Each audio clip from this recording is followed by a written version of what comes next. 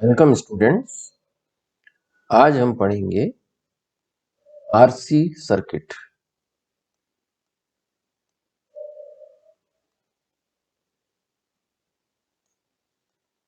सबसे पहले कैपेसिटर के व्यवहार को परिपथ में समझते हैं। हमारे पास एक पैरेलल प्लेट कैपेसिटर है।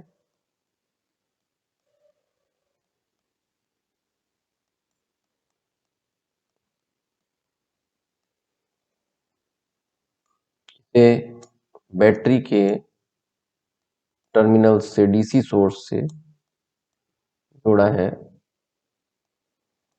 तो आप जानते हैं कि इस पर कितना आवेश होगा।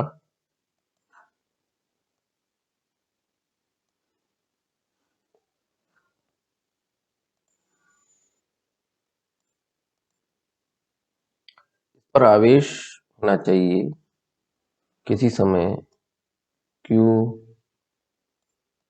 इज इक्वल्स टू सी ई, यदि ई बैटरी का विद्युत वाहक बल है, ईएमएफ। अब इसी प्रकार ई निकालें तो हो जाता है Q बाय सी। हम जानते हैं कि परिपथ में आवेश समय के साथ परिवर्तित होता है या हो सकता है। इसको समझने के लिए हम एक और परिपथ पर विचार करते हैं। उसे थोड़ा इस प्रकार से बनाएं। ये हमारी बैटरी हो गई ई, ये इसका पॉजिटिव टर्मिनल, ये नेगेटिव टर्मिनल, और यहाँ हमने एक द्विमार्गी कुंजी लगा।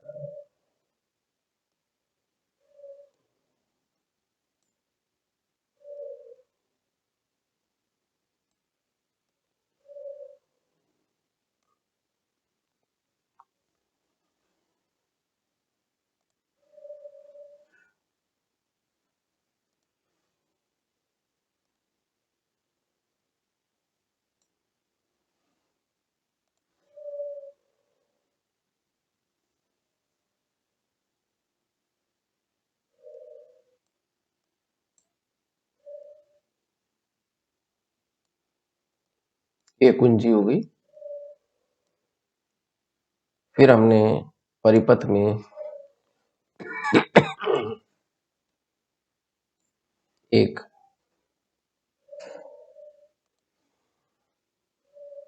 रेजिस्टेंस लगाया R, और एक कैपेसिटर लगाया।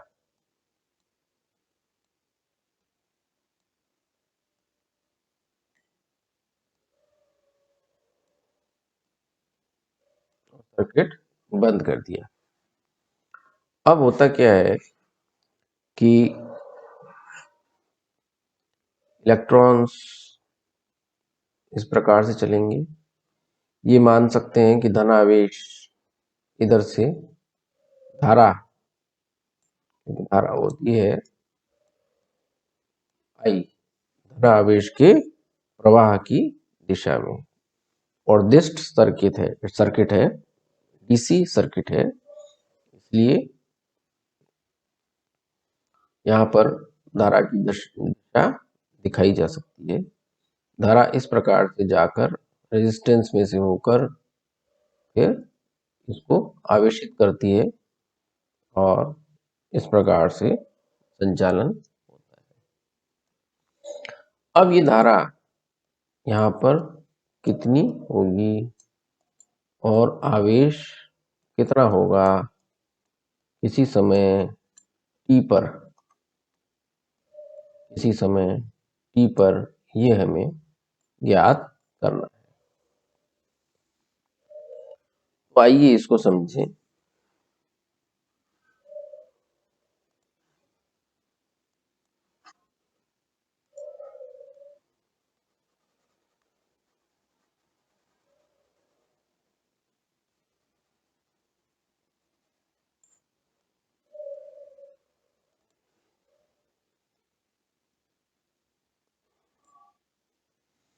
इसको समझने के लिए हम यहाँ पर विचार करते हैं कि जैसे ही कुंजी को जोड़ा गया, इसमें से आवेश प्रवाहित होने प्रारंभ हो जाते हैं और R पर विभव पात होता है VR is equals to I into R। परंतु यहाँ पर ये विभव पात एक समान नहीं रह पाता है, कारण कि जो C है, इसके सिरों पर C जैसे जैसे आवेशित होता है तो यहाँ पर VC कितना हो जाता है, VC is equals to Q by C हो जाता है, क्योंकि ये धीरे धीरे आवेशित होगा और प्रारंभ में ये निरावेशित था। जब ये पूर्ण आवेशित हो जाएगा तो मान लिया कि अधिकतम आवेश Q0 है, धारिता इसकी निश्चित है, तो ये बराबर हो जाता है E के, बैटरी EMF के। तो E जो होगी वो Q0 बाय C हो जाएगी फाइनली। यहाँ पर इसका मतलब ये हुआ कि जो R पर विभव पात है, जो पोटेंशियल ड्रॉप है, वो कम होता जाएगा और अंततः शून्य हो जाएगा। क्यों? क्योंकि ये ड्रॉप जो है इसी समय E जो है वो योग होगा VR प्लस VC के, और हम जानते हैं कि VR होता है IR।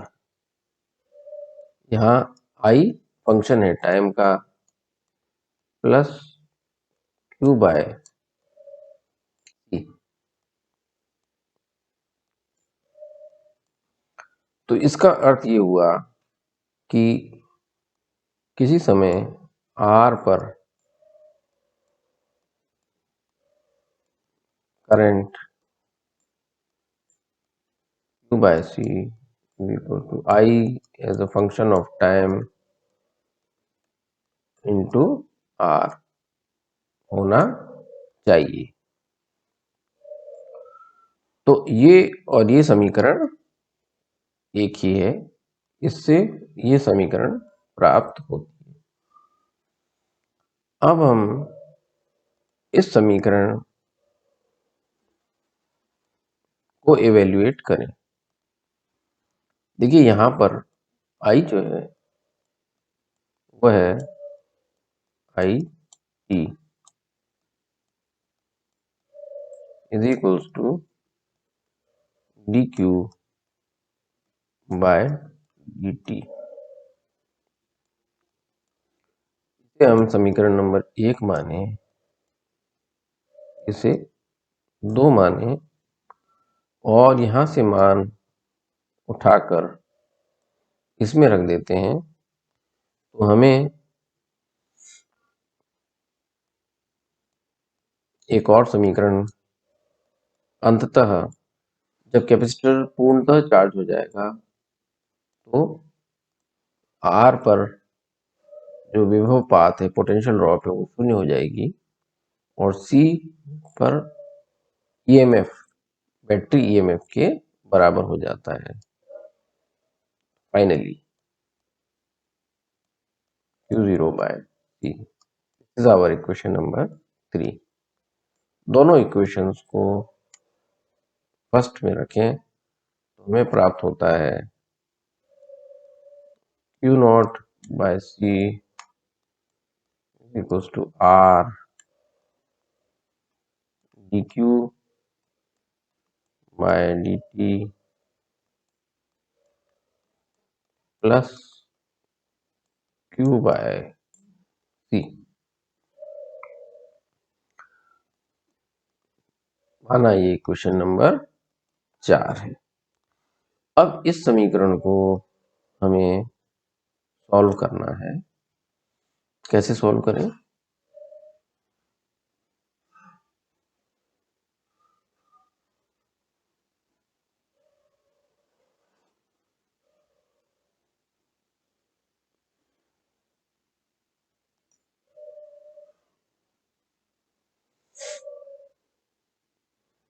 क्योंकि हमने लिखा Q naught by C is equals to R dQ by dt plus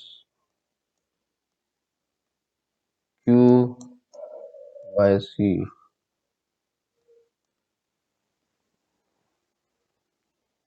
R dQ by dt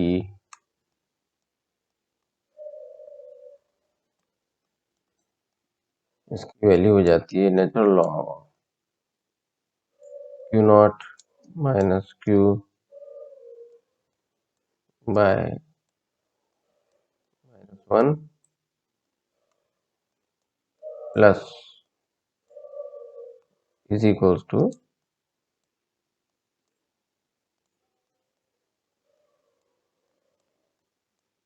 over RC plus constant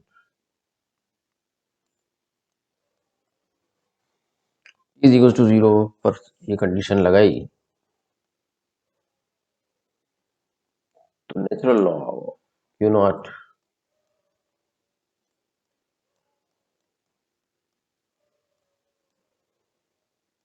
zero plus constant. तो इसका मतलब ये हुआ कांस्टेंट की value minus natural log Q not हो गई। समीकरण नंबर को 7 कह देते हैं और इसे हम कह देते हैं 8। समीकरण नंबर 8 से 7 में वैल्यू रखने पर हमें प्राप्त होता है natural log minus Q naught minus Q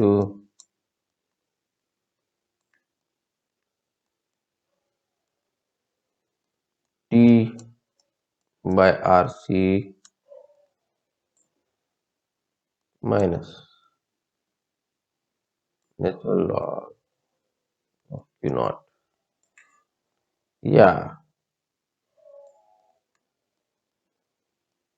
natural log Q naught minus Q minus T over RC plus log Q naught या रीअरेंज करने पर natural log of Q naught Q by Q naught T over RC। Natural log इसे E base पर देने पर Q naught minus Q, here Q is actually a function of time, not equals to T over RC या Q naught minus Q equals to Q naught e raised to minus T by RC या finally लिखें तो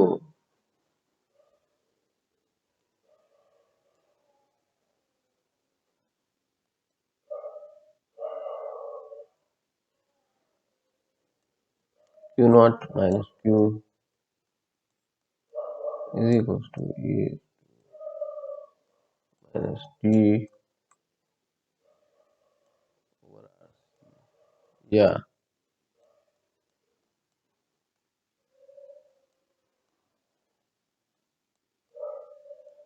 Q is equal to QT is equal to Q naught 1 minus e raised to G over RC। तो ये हमें charging की समीकरण प्राप्त होती है, ये चार्जिंग की इक्वेशन प्राप्त होती है। और इसका ग्राफ इस प्रकार से है।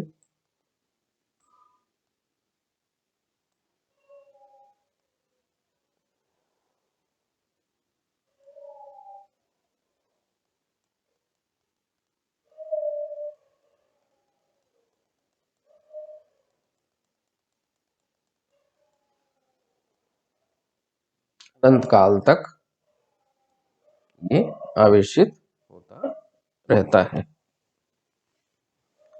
और यहाँ पर आप देखें कि पहले रेट अधिक है, फिर रेट सेचुरेट।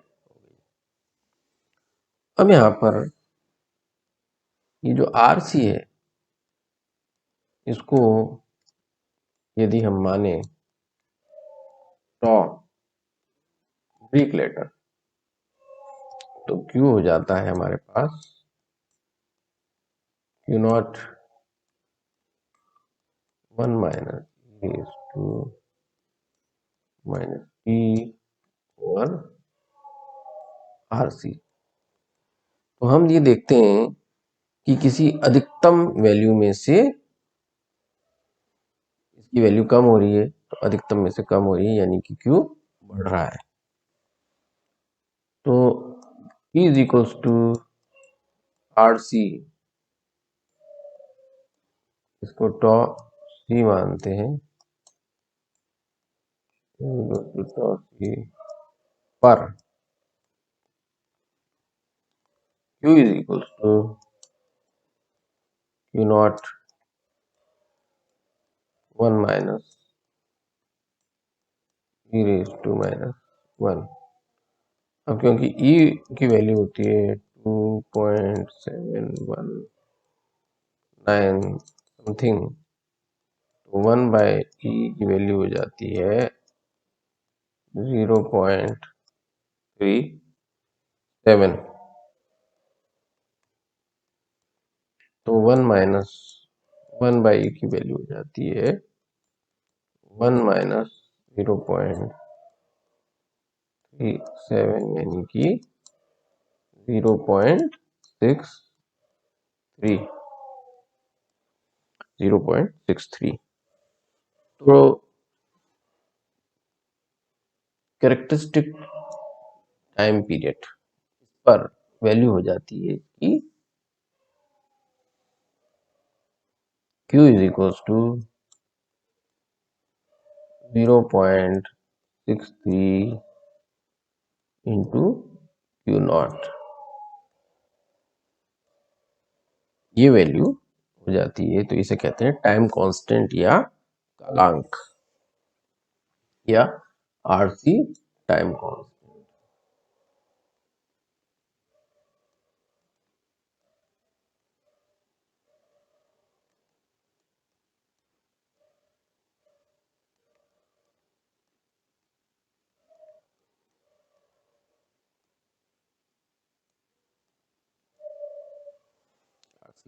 टाइम कांस्टेंट या कालांक।